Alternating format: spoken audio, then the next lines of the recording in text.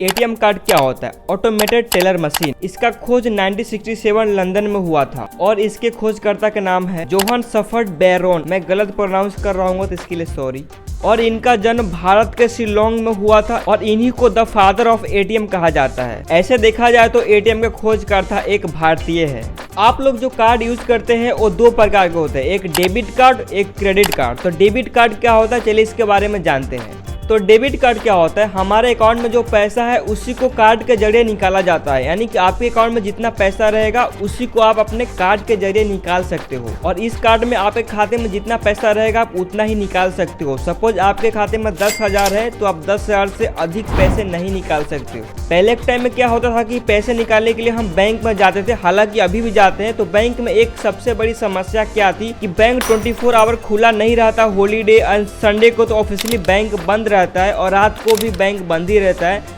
तो bank possible नहीं है कि 24 आवर बैंक को खुला रखे। तो इसी प्रॉब्लम का सलूशन निकालने के लिए एटीएम का स्थापित किया गया। एटीएम में क्या होता है कि आप 24 आवर 24x7 कभी भी किसी भी दिन 365 दिन आप कभी भी पैसे कहीं भी निकाल सकते हो। एटीएम का आने के बाद ये सबसे बड़ा फायदा हुआ कि आप कभी भी किसी वक्त किसी भी एटीएम में कौन सा भी बैंक हो कहीं से भी आप पैसे निकाल सकते हो और आपके खाते में जितना पैसा रहेगा आप उतना ही निकाल लोगे। That simple. डेबिट कार्ड का बस यही काम होता है। अब यूँ समझते हैं कि एक बैंक को बनाने में लाखों करोड़ों का खर्चा लगता है। बैंक बनाना, बिल्डिंग का किराए पे लेना, बिल्डिंग बनाना, वहाँ पे इतने सारे स्टाफ, मैनेजर हो गए, पीओ हो गए, क्लर्क हो गए, इतने सबका सैलरी देना। तो इतने सारा अगर हर जगह ब्रांच बनाए तो बहुत सारा पैसा खर्चा हो जाएगा। इतने में हम एक बैंक का ब्रांच बनाएंगे उतने में हम कितने सारे एटीएम ब्रांच खोल देंगे। तो एटीएम को आने से कंपनियों का भी फायदा हुआ और कस्टमर यानी कंज्यूमर को भी फायदा हुआ।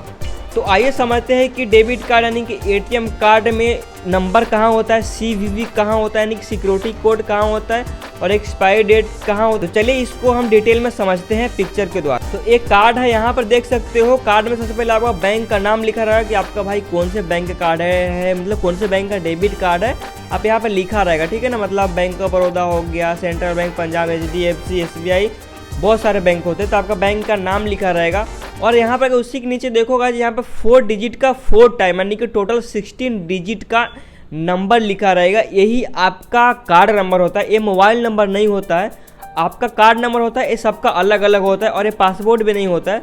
ध्यान से समझिए, आपको सब समझ आ जाएगा। ये जो कार्ड बोलते हैं ना एटीएम का नंबर क्या है, एटीएम कार्ड नंबर क्या है। आप कहीं वेबसाइट पर जाते होंगे कुछ परचेस करने के लिए तो वहाँ पर डालने का ऑप्शन आता होगा इंटर योर कार्ड नंबर।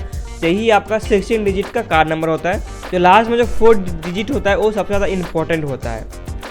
उसी के जस्ट नीचे देखो यहाँ पर लिखा होगा एक्सपायरी डेट। एक्सपायरी डेट नहीं कि आपका एटीएम कब एक्सपायर होगा, महीना और साल लिखा रहेगा यानी कि कौन से महीने में आपका एक्सपायर होगा, कौन से साल में एक्सपायर होगा। इसका मतलब होता है कि आपका एक्सपायर होने के बाद आपको नया एटीएम कार्ड लेना पड़ेगा या फिर रिन्यू करना पड़ेगा।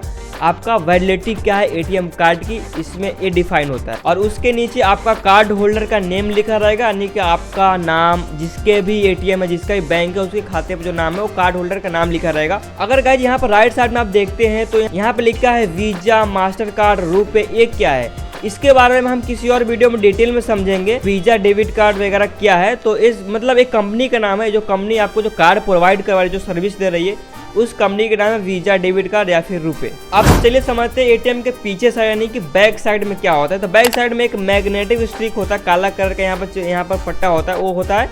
और वहाँ पर गाइस देखो 3 डिजिट का लिखा होगा, ठीक है ना। 3 डिजिट का लिखा होगा, उसको बोलते हैं कार्ड वेरिफिकेशन वैल्यू यानी कि CVV। कई लोग इसको सिक्योरिटी कोड बोलते हैं, कुछ भी बोलते हैं। लेकिन और एक और बात गाइस, पिन नंबर आपके एटीएम कार्ड पे नहीं लिखा होता है। तो आपको जो बोलते हैं कि पिन नंबर एक गुप्त होता है जो आपको पता होता है। एटीएम कार्ड कहीं विजुअल नहीं होता। अगर ऐसा होगा तो किसी को कार्ड मिलेगा तो पैसा 2 सेकंड में निकाल लेगा। यहाँ पर जो 3 डिजिट का CVV लिखा है इसको आपको किसी से शेयर नहीं करना है। आप कहीं भी कोई भी चीज़ परचेज करोगे तो ये सबसे ज़्यादा इंपॉर्टेंट होता है। ओवरऑल बात करें तो आपके एटीएम कार्ड पे 3 चीज़ सबसे ज़्यादा इंपॉर्टेंट होता है, एक कार्ड नंबर, एक एक्सपायरी डेट और एक CVV। ये 3 चीज़ कहीं डालोगे तो आप कोई भी चीज़ परचेज कर सकते हो।